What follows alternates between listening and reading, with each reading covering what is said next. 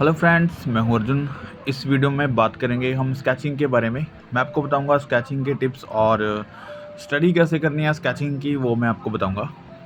जैसे कभी भी आप फ्री बैठते हैं तो स्केचेस देखते हैं, कुछ रेफरेंस देखते हैं, तो उसमें कुछ भी रेफरेंस कोई भी ट्राई करो बनाने के लिए। जैसे ये पोर्ट्रेट है, इसको हम स्केच करते हैं। इसमें क्या स्टडी करना है वो मैं आपको बता रहा हूँ। जैसे हम फेस की स्टडी करते हैं तो eyes line, nose line, lips line, ऐसे लाइन का हम थोड़ा सा आइडिया ले लेते हैं।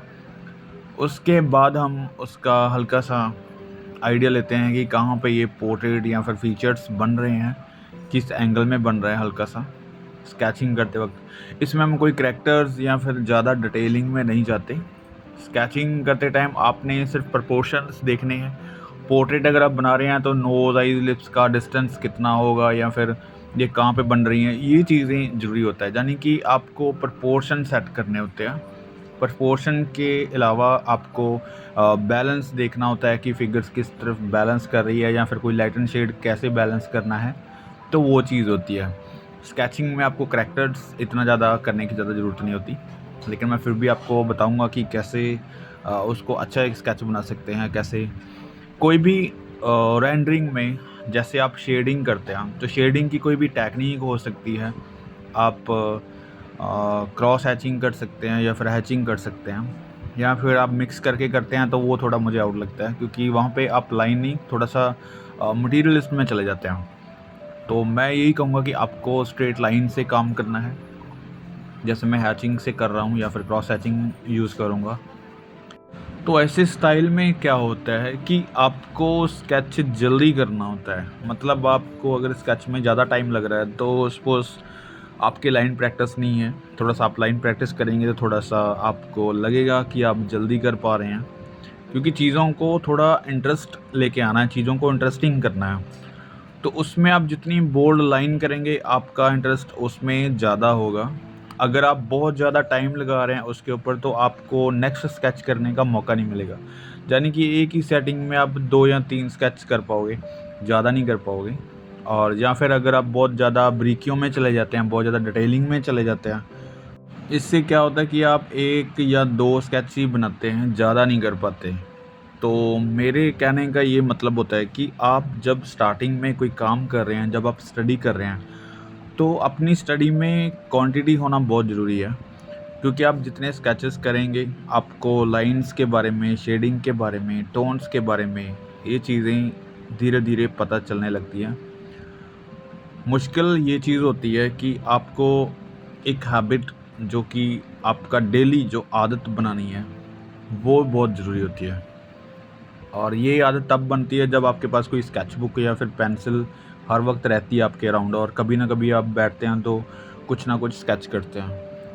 तो मेरा ये हमेशा स्टूडेंट्स के साथ ये बात रहती है कि आप एक बार आदत बनाओ अपने स्केचिंग के साथ, अपने स्केचेस के साथ अपना टाइम स्पेंड करो। क्योंकि अगर आपके पास स्केच बुक और पेंसिल हैं तो कुछ ना कुछ तो ड्रॉ होता ही है।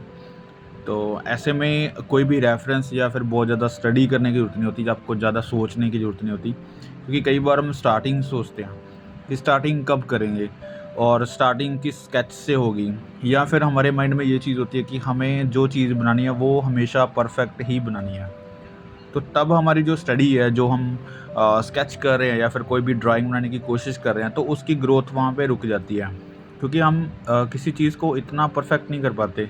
इतनी परफेक्शन से काम करने के लिए हमें काफ़ी ज़्यादा क्वांटिटी की ज़रूरत है। तो सबसे पहले हमें क्वांटिटी के ऊपर काम करना है, जो कि काफ़ी सारे स्केचेस करने हैं। डेली के स्केचेस हो सकते हैं। अगर आपको डेली टाइम नहीं मिलता तो आप एक दिन में कभी भी आप आधा घंटा, 15 मिनट, 10 मिनट अपनी स्केच बुक और पेंसिल के साथ बिताएं। उसके साथ थोड़ा सा कॉन्फिडेंस होता है, और आपकी जो लय है काम करने की, जो आपकी मतलब डेली रूटीन में चल रहा है, तो उसमें थोड़ा सा आप इंक्लूड हो जाएंगे, अपने काम को थोड़ा सा टाइम दे पाएंगे। ठीक है, तो उससे ये स्केचेस का, ये लाइंस का, लाइट एंड शेड का आपको याद करने की ज़रूरत नहीं, आपका फ्लो बना रहेगा। तो ये इम्पोर्टेंट चीज़ है जो मैं आपको बता रहा हूँ, क्योंकि आदत होना बहुत ज़रूरी है स्केचिंग करने का। कोई भी टाइम ऐसा परफेक्ट नहीं आएगा जो आप स्टार्ट कर पाओगे। अगर आप ये सोच रहे हैं कि आज नहीं कल या कल ही परसों करेंगे, तो वो कल नहीं आएगा। आपको अभी से स्टार्ट करना होगा, कोशिश करनी होगी कि अभी से स्टार्ट करें, ठीक है। तो कोई भी मटेरियल हो, मैं मटेरियल के बारे में आपको बता देता हूँ। ये जो मैं शीट यूज़ कर रहा हूँ बिल्कुल ही नॉर्मल पेपर है, जो कि फ़ोटोस्टेट वाला है। तो मैं अपनी स्केचिंग और प्रैक्टिस के लिए ये मैं रखता हूँ, और जो भी मैं प्रैक्टिस करता हूँ डेली या फिर कभी भी बैठता हूँ स्केचिंग करने, तो मैं कभी वीडियो बना लेता हूँ। ये प्रैक्टिस मैं आपको समझाने की कोशिश कर रहा हूँ कि ये एक सीधी सी प्रैक्टिस है। मैंने वहाँ पे कोई करैक्टर यूज़ नहीं किया कि इसी करैक्टर को बनाना है। कोई यहाँ पे इसको ज़्यादा डिटेलिंग में नहीं रखा है पोर्ट्रेट को, बस इस पोर्ट्रेट का एक स्केच किया है रेंडरिंग स्टाइल में, थोड़ा सा अपनी स्टडी के लिए, ठीक है। तो ऐसे स्टडी के लिए छोटे छोटे स्केचेस आप कर सकते हैं। देखो इसका साइज़ बड़ा नहीं है, इसमें बहुत ज़्यादा काम नहीं है, चाहे इसमें 1000 गलतियां हों, लेकिन एक स्केच की क्वांटिटी मेरे पास आ गई है। अगर मैं इसको दोबारा बनाऊंगा, एक बार फिर से बनाऊंगा, तब मेरा स्केच जो है वो अच्छा बनेगा, इससे भी बेटर बनेगा, ठीक है। तो स्टडी में यही चीज़ होती है कि हम चीज़ों को याद रखते हैं कुछ, और कुछ प्रैक्टिस करते हैं। प्रैक्टिस करने के लिए हमें स्केच को बार बार करना होता है। किसी एक चीज़ को एक बार नहीं आता, 2 बार नहीं आता, तो आपको कई बार 10-10 बार भी स्केचेस करने पड़ते हैं एक ही चीज़ की। तो ये बहुत ज़रूरी है, क्योंकि अगर आप पोर्ट्रेट कर रहे हैं, पोर्ट्रेट में प्रोफेशन लेके आ रहे हैं, अपना वर्क को और ज़्यादा सुधारना चाहते हैं, उसमें अच्छा करना चाहते हैं, तो आपको फीचर्स की स्टडी बार बार करनी होगी। आपको करैक्टर्स अलग अलग तरीके के करने होंगे कुछ, और ऐसी क्वांटिटी में आपको पोर्ट्रेट्स भी करने होंगे, राइट। तो ये थी एक स्केचिंग पोर्ट्रेट की। अभी हम देखते हैं कोई फिगर स्टडी के बारे में। जैसे कोई भी एक्शन फिगर या फिर कोई भी आप करैक्टर ले लो, मैं यहाँ पे किसी करैक्टर पे काम नहीं करूँगा, मैं आपको फिगर के बारे में बताऊँगा कि कैसे हम उसको स्टेबल रख सकते हैं, एक बैलेंस फिगर बना सकते हैं। कोई भी यहाँ पे काफ़ी सारी योद्धा हैं, ठीक है, तो इसी में कोई यूज़ करते हैं हम, कोई एंगल साइड वाला हो, जैसे ये चीज़ है। तो इसमें देखो मैं किसी करैक्टर पे नहीं जा रहा, क्योंकि मैंने इसका फेस नहीं देखा है, और इसका जो भी स्टाइल है करने का, इसने ढाल पकड़ी हुई है, कृपान पकड़ी हुई है ऐसे, और एक स्टेप आगे लिया, तो मुझे इसका स्टाइल थोड़ा अच्छा लगा स्टडी करने के लिए, क्योंकि इसमें कुछ भी डिटेलिंग नहीं है, और इसका एक बैलेंस है, एक चलने का एक स्टाइल है। इस चीज़ को हम कॉपी कर रहे हैं। सबसे पहले तो मैं आपको बता दूँ, ये जो स्केच आप देख रहे हैं, आप इसको देखते रहिए, मैं कर रहा हूँ काम, मैं आपको चीज़ें बता रहा हूँ, जो उस पर थोड़ा सा फोकस करें। जैसे कोई भी आप फिगर बना रहे हैं, तो सबसे पहले आप किसी करैक्टर पे नज़र जाती है कि क्या करैक्टर है। तो जब आप फिगर स्टडी कर रहे हैं, तो उस पर करैक्टर की ज़रूरत नहीं होती। आप एक फिगर को इस तरीके से देखो कि पूरा उसका जो बैलेंस है वो कहाँ पे है, वो कैसे एक्शन में है, और उसकी एनाटॉमी कैसे है। तो ये 2-3 चीज़ें हैं जो आपको फोकस रखना है उसके ऊपर। इसलिए मैंने यहाँ पे इसका कोई फेस नहीं लिया है, क्योंकि आप देखते हैं डायरेक्ट करते हैं कि फेस इसका पहले बने, उसके बाद आप बॉडी बनाएं उसकी, ठीक है। तो ऐसा नहीं होता। फिगर स्टडी में फिगर के ऊपर बैलेंस कीजिए, अपना फोकस रखिए, ठीक है। और जब आप पोर्ट्रेट स्टडी करते हैं, तब आप उसके करैक्टर के बारे में या फिर पोर्ट्रेट को आप अच्छे से मतलब ध्यान में देखना है कि कैसी लाइट एंड शेड है, टोन्स है, क्या उसका करैक्टर रहेगा, अगर आप करैक्टर के बारे में बात कर रहे हैं। तो यहाँ पे किसी फेस की बात नहीं हो रही, यहाँ पे बॉडी की बात हो रही है पूरी। तो बॉडी को हम किस तरीके से देखते हैं कि बैलेंस हो, उसकी लाइट एंड शेड थोड़ा सा हो, ठीक है। तो उसका चलने का जो स्टाइल है वो हमें कवर करना है, और जो उसके एक्शन है वो हमें देखना है कि किस तरीके का बनेगा अगर वो पूरी फिगर हम बनाते हैं। तो पूरी फिगर के बारे में यही चीज़ें होती हैं फोकस में। और इसको देखो, मैंने पूरा बॉडी को पहले एक ज्योमेट्रिकल फॉर्म में ऐड किया है, ठीक है। ज्योमेट्रिकल फॉर्म आपको एक आइडिया दे देता है। जैसे कोई भी आप फिगर बनाते हैं, कोई भी पोर्ट्रेट करते हैं, या फिर कोई भी कंपोजिशन करते हैं, तो ज्योमेट्रिकल फॉर्म एक आइडिया है। किसी भी चीज़ को ड्रॉ करने से पहले आपको एक बेस मिल जाता है कि हम किस तरीके की चीज़ बना रहे हैं आगे, ठीक है। आप उस बेसिक शेप को आप धीरे धीरे ब्रेक करते हैं, उसको तोड़ते हैं फॉर्म को, और ज्योमेट्रिकल फॉर्म से बाहर आते हैं, तो एक फॉर्म रेडी होती है। अभी मैं धीरे धीरे इसकी फॉर्म भी कर रहा हूँ, और साथ में इसकी शेडिंग भी धीरे से कर रहा हूँ, जो कि इसकी शेप को दिखा रही है हमें कि किस तरीके से है, जहाँ पे डार्कनेस है, ठीक है। हालांकि हम इसको ज़्यादा लाइट एंड शेड टोन्स में नहीं करेंगे, मैं 2 ही टोन्स में कर रहा हूँ, एक बिल्कुल हाईलाइट है और एक रेंडरिंग स्टाइल में जो कि इसका डार्क पॉइंट दिखाता है। तो ऐसे स्केचिंग में ये चीज़ें रखनी होती है जो आपकी स्टडी के लिए स्ट्रॉन्ग हो, आपको नॉलेज हो। अगर मैं आप बहुत ज़्यादा बारीकियों में चला जाऊँगा, उसके टेक्सचर पे चला जाऊँगा, तो मैं इसकी स्टडी करते-करते बहुत सारी गलतियाँ और करूँगा। तो जो भी गलतियाँ होंगी वो इसलिए होंगी क्योंकि मैं बहुत ज़्यादा बारीकियों में चला जाऊँगा। तो मेरा जो मेन फ़ोकस है वो कहीं न कहीं इधर-उधर चला जाएगा, ठीक है? तो मुझे मेन फ़ोकस क्या रखना है, फिगर के एक्शन पे, उसकी पूरी ड्राइंग के ऊपर और उसके जो बेस है बिल्कुल उसका जो बैलेंस बन रहा है फिगर का, उसके ऊपर मेरा फ़ोकस रहेगा। उसके बाद मैं जो स्केचिंग करूँगा तो मैं उस चीज़ की स्टडी करूँगा, राइट? तो कई बार क्या होता है कि हमारी जो स्केचिंग हम कर रहे हैं स्टडी, तो हम भूल जाते हैं कि हम किस चीज़ की स्टडी कर रहे हैं। ये बहुत मेन पॉइंट होता है आपके लिए। अगर आप किसी पोर्ट्रेट में स्केचिंग कर रहे हैं, आप पोर्ट्रेट का स्केच कर रहे हैं, तो आपको पोर्ट्रेट में पहले देखना है कि आप करैक्टर बना रहे हैं या फिर आप लाइट शेड सीख रहे हैं या फिर ओनली आप स्केचिंग कर रहे हैं उसकी, ठीक है? तो स्केचिंग में क्या होता है कि आप किसी भी करैक्टर पे नहीं जाते, आप सीधा उसका प्रोपोर्शन देखते हैं। तो एक स्केच करते हैं जो कि कोई भी पोर्ट्रेट हो सकता है, वहाँ पे कोई करैक्टर नहीं है। अगर आप करैक्टर पे जा रहे हैं तो आपको फीचर स्टडी करनी होगी क्योंकि फीचर्स मिलेंगे तभी वो उसका करैक्टर आएगा, ठीक है? तो उसमें लाइट एंड शेड का रहता है, लेकिन फीचर्स का काफ़ी रहता है, फीचर्स की स्टडी आपको करनी होती है। और तीसरी बात, अगर आप लाइट एंड शेड की बात कर रहे हैं तो आप करैक्टर्स को भूल जाओ, आप शेप को थोड़ा ठीक रखो और लाइट एंड शेड के ऊपर फोकस रखो कि कहीं पे हाईलाइट आ रही है, कहाँ पे हाई डार्क आ रहा है, ठीक है?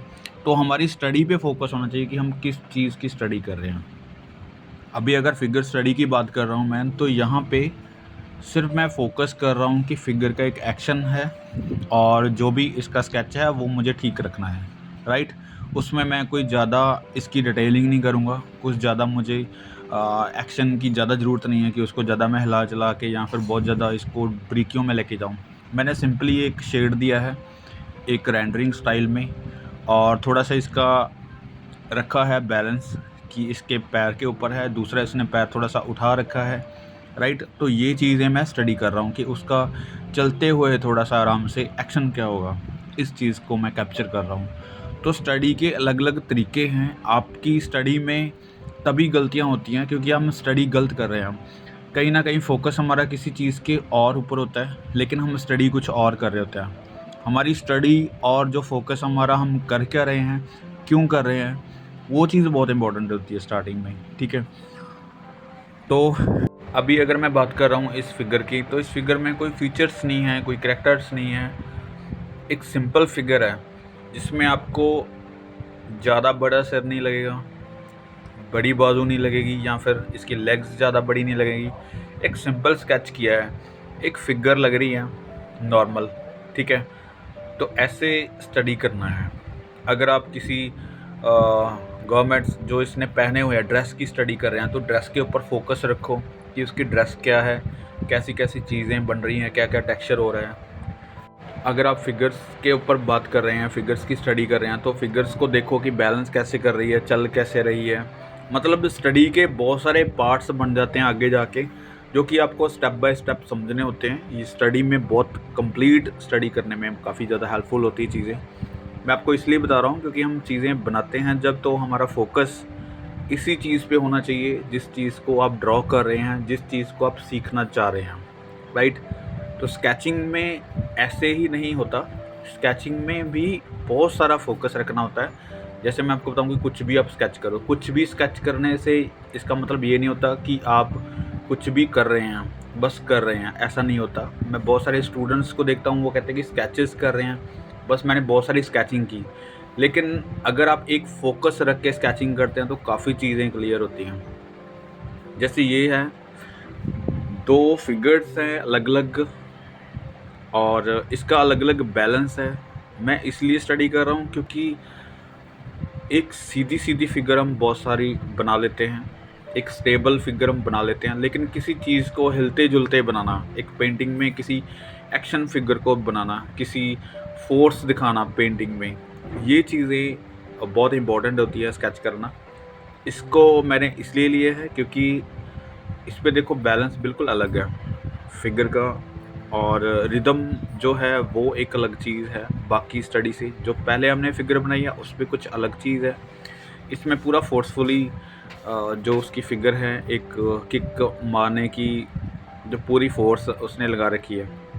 तो एक एक्शन है, अगर 1 सेकंड का ये अगर प्ले होता, यानी कि ये वीडियो होती, तो वो उसको किक करता, या फिर बॉल एक जगह पे दूसरी जगह पे होती 1 सेकंड के अंदर, या फिर आधे सेकंड में कुछ एक्शन होता।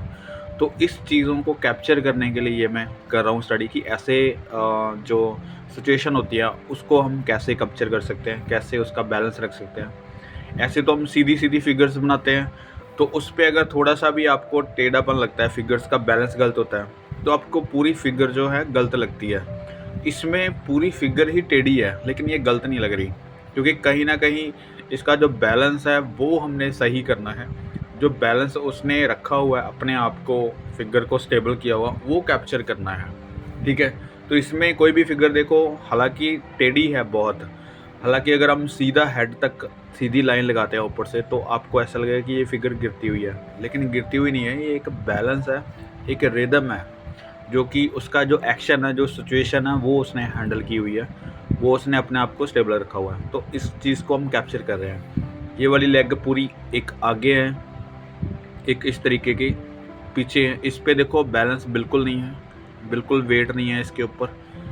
आगे वाला जो स्टेप है उसके ऊपर काफ़ी वेट है उसका।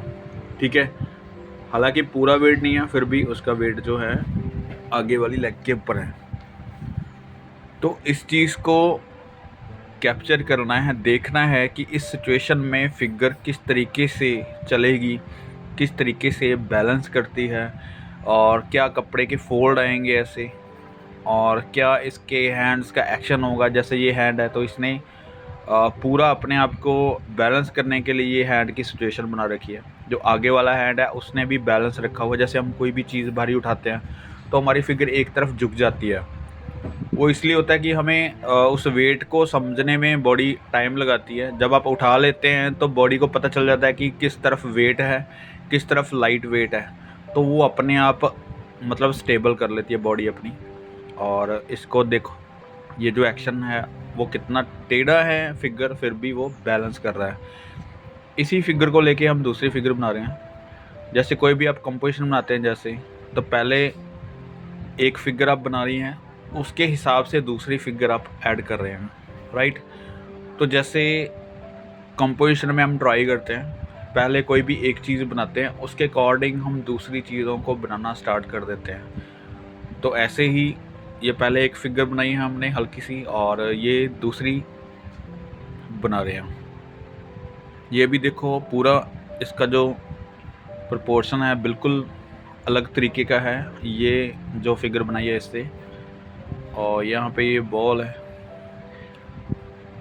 तो ये बॉडी बिल्कुल टेढ़ी है, दूसरी लेग इसकी बिल्कुल पीछे की तरफ जा रही है, यानी कि ये एक एक्शन है, इसको हम कैप्चर कर रहे हैं। इसमें देखो, मैं कोई भी डिटेलिंग नहीं कर रहा, कुछ भी इसके फोकस नहीं रख रहे, हम करैक्टर्स के ऊपर नहीं जा रहे, हम सिर्फ बॉडी को कैप्चर कर रहे हैं कि किस तरीके की मूवमेंट है, वहाँ पे सिचुएशन क्या है, उस चीज़ को कवर कर रहे हैं। मैं हमेशा यही बोलता हूँ कि स्टडी में क्या चीज़ स्टडी कर रहे हैं, क्यों कर रहे हैं, ये बहुत इम्पोर्टेंट होता है। यहाँ पे देखो, फेस बनाने की ज़रूरत नहीं है, यहाँ पे हमें कोई फीचर्स बनाने की ज़रूरत नहीं है, कोई करैक्टर्स लेने की ज़रूरत नहीं है।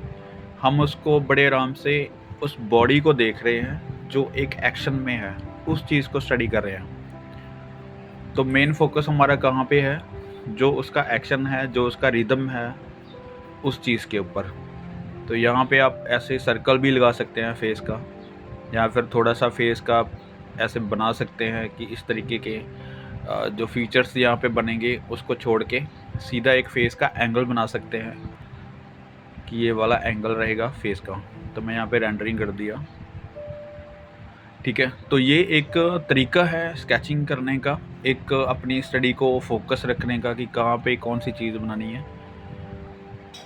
इसके अलावा मैं आपको एक चीज़ और बता देता हूँ कि जब भी आप स्टडी कर रहे हैं, आप स्केचिंग कर रहे हैं, अभी मैं कोई भी रैंडमली स्केचिंग कर रहा हूँ, जो भी मुझे लग रहा है कि किस चीज़ की हम स्टडी कर रहे हैं, तो स्टेप बाय स्टेप उन चीज़ों को आप देखो कि आप किस चीज़ की स्टडी कर रहे हैं और आगे वाला स्टेप क्या होगा और उसकी हम स्टडी क्यों करेंगे, या फिर कौन सी चीज़ हमें टफ़ लगती है हम उस चीज़ को लेंगे। यानी कि जो कंफर्ट ज़ोन है वो आपकी ये है कि आप सीधी-सीधी फिगर्स बना रहे हैं, जो आपको आ रहा है आप वही बना रहे हैं। यहाँ पे मैं थोड़ा-सा चैलेंज ले रहा हूँ अपने आप को स्केचिंग में। जब भी मैं कोई भी स्केच करता हूँ तो मैं कोशिश करता हूँ कि जो हमने नहीं किया है वो हम करके देखेंगे। तो ये चीज़ बहुत ज़रूरी है। जैसे स्टिल फिगर्स बहुत बनाई होंगी, बैठे हुई फिगर्स काफ़ी बन जाती हैं, लेकिन ऐसे एक्शन वाली फिगर्स, ऐसी सिचुएशन वाली फिगर्स को आपने कैच करना है, बनाने के देखना है बना के कि किस तरीके की बनेगी, कैसी स्केचिंग होगी और क्या-क्या मूवमेंट रहेंगी इसमें, हमसे बन रही है या नहीं बन रही, या फिर बन रही हैं तो किस तरीके की बन रही है, क्या कमी रह रही है, ठीक है? तो ये चीज़ें होती हैं। ये देखो मैंने हल्का-सा एक इम्प्रेशन लिया है इन चीज़ों का, लेकिन अगर हम रेफ़रेंस को थोड़ा-सा हटा देंगे तो यही चीज़ बहुत इंटरेस्टिंग लगेगी। और ये एक छोटा-सा एक्शन है जिसको हम कैप्चर किया। तो इस तरीके का चैलेंज लेके देखो, आपको बड़ा अच्छा लगेगा। स्केचिंग में काफ़ी इम्प्रूवमेंट होगी।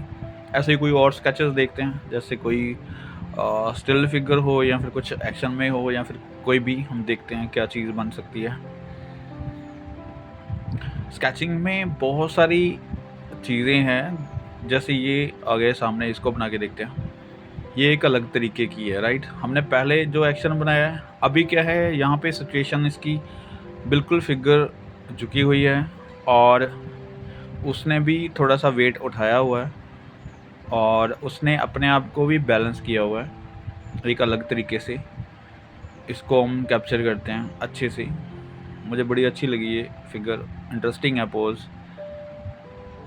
ऐसे फेस का मेज़रमेंट लेना पहले, फिर इसका बाजू जो भी बन रही है उसको देख सकते हैं हम कैसे बनेगा। पहले जो है बिल्कुल फ़ॉर्म के ऊपर काम करते हैं, जो कि ज्योमेट्रिकल फ़ॉर्म हो सकती है, या फिर आप ज्योमेट्रिकल फ़ॉर्म को छोड़ के आप जेस्चर पॉइंट उसका देख सकते हैं कि किस तरीके का होगा, या फिर आपका कोई भी टेक्निक हो सकती है, आप जैसे यूज़ करते हैं, जैसे आप बनाते हैं। क्योंकि टेक्निक अलग हो सकती है किसी भी काम करने की। कोई हेड पहले बनाता है, उसके अकॉर्डिंग सारी फिगर को मैनेज करता है। या फिर हम पूरी फिगर को एक बार ऐसे ड्रॉ कर लेते हैं, एक फॉर्म में ले लेते हैं, उसके बाद उसकी शेडिंग, ड्राइंग्स और एनाटॉमी देखते हैं। तो काफ़ी सारी टेक्निक है जो स्टेप बाय स्टेप आपको हर एक टेक्निक में काम करना होगा। और इसको मैं सिंपली वही बता रहा हूँ, सिंपल तरीका, कि आप पहले पूरी फिगर को ऐसे ड्रॉ करके देखिए ज्योमेट्रिकल फॉर्म में, स्ट्रेट लाइन में। यहाँ पे कोई कर्व वगैरह या कुछ भी ऐसा करने की ज़रूरत नहीं, बिल्कुल स्ट्रेट लाइन से काम कर सकते हैं। वहाँ पे आपको आइडिया हो जाता है कि आपके पेपर के ऊपर कहाँ पे बन रही है फिगर और किस तरीके की बन रही है, कितनी बड़ी या फिर छोटी बन रही है, उसको आप मैनेज कर सकते हैं। तो ये एक टेक्निक मुझे लगता है कि बेस्ट है, जब आप सीख रहे हैं काम तो ये बेस्ट होता है। नहीं तो आप जैसे रैपिड स्केचेस करते हैं, जो रफली स्केचेस करते हैं, तो वहाँ पर मेजरिंग नहीं करते, आप मेजरमेंट नहीं करते, उसको आप सिंपली सीधा स्केच करना स्टार्ट कर देते हैं। तो वो भी एक अलग तरीके की स्टडी है, अलग तरीके का फ़्लो है। उसमें आप ड्राइंग या फिर एनाटॉमी नहीं देखते, उसमें सिर्फ फ़्लो होता है, एक स्केच होता है जिसको हम नॉर्मली स्केच बोलते हैं, ठीक है? तो यहाँ पे थोड़ा-सा हम ट्राई कर रहे हैं उसको ठीक करने की, थोड़ा-सा अच्छा बनाने की। जो कि रफ़ स्केचिंग है तो वहाँ पे हम थोड़ा-सा निकल रहे हैं। एक तो बिल्कुल रफ़ स्केच होते हैं, जहाँ पे आपको, जिसको बोलते हैं रैपिड स्केचेस बोल देते हैं, या फिर ओनली लाइन स्टडी बोल देते हैं। तो उसमें क्या होता है कि आपको ज़्यादा सोचने की ज़रूरत नहीं होती, ज़्यादा एनाटॉमी देखने की ज़रूरत नहीं होती। आप सीधा एक नॉर्मली स्केच करते हैं, अपनी लाइन का फ़्लो दिखाते हैं। तो यहाँ पे थोड़ी-सी ड्राइंग को ऐड कर रहे हैं, यानी कि ड्राइंग और स्केच में मैंने काफ़ी बार बताया आपको फ़र्क है। जैसे स्केच में आप रफली स्केचिंग करते हैं, आप अपना फ़्लो या फिर उस कैरेक्टर्स के ऊपर थोड़ा-सा काम करते हैं, ठीक है? जो ड्राइंग होती है उसको आप थोड़ा-सा प्रॉपर बनाते हैं, यानी कि प्रॉपर ड्राइंग करते हैं उसकी, और जो भी एनाटॉमी होती है उसको करेक्ट करते हैं, उसको कंप्लीट करते हैं, यानी कि। तो ये दोनों की जो सिचुएशन है उसके सेंटर वाला पॉइंट ये होता है कि आप बिल्कुल स्केच भी नहीं कर रहे और उसकी बिल्कुल ड्राइंग भी नहीं बना रहे हैं, बिल्कुल परफेक्ट भी नहीं बना रहे हैं मतलब। और यहाँ पे हल्का सा हाई लेवल जो कि होता है स्केचिंग का, उसके ऊपर मैं काम करने की कोशिश कर रहा हूँ। जो कि आपको पता चले कि इसका जो अगला स्टेप है वो एक ड्राइंग का बन जाता है। अगर हम थोड़ा सा रैपिड स्केच जो पीछे स्केचेस किए हैं उसको हम स्केच बोल सकते हैं, क्योंकि हमने कोई फीचर्स नहीं बनाए, कुछ ज़्यादा डिटेल नहीं किया, उसको सिर्फ कैप्चर किया हमने, बैलेंस किया या फिर फिगर को हमने देखा है कि कितने एरिया में कैसे आएगा, एक शेडिंग के ऊपर काम किया। तो यहाँ पे देखो एक बेसिक सा स्केच बन गया जो कि बिल्कुल आउटलाइन के सहारे बना है, और जो भी चीज़ें बन रही हैं एक दूसरे से कनेक्ट होके बनती हैं। कोई भी एक चीज़ बना लेते हैं, उसके बाद वो चीज़ें धीरे धीरे एक दूसरे को कवर करती रहती हैं, राइट। तो यहाँ पे सिंपल सा एक स्केच है, मैं हल्की सी रेंडरिंग कर देता हूँ। रेंडरिंग से थोड़ा सा दिखना स्टार्ट हो जाएगा। अभी इसकी ज़रूरी ये है कि आपको विजिबल हो, थोड़ा सा इसलिए डार्कनेस कर रहा हूँ। ज़्यादा कुछ भी काम नहीं कर रहे हम, ठीक है, ज़्यादा डिटेलिंग में नहीं जा रहे, कोई टेक्सचर्स या फिर ज़्यादा इसके फोल्ड्स वगैरह कुछ नहीं कर रहे।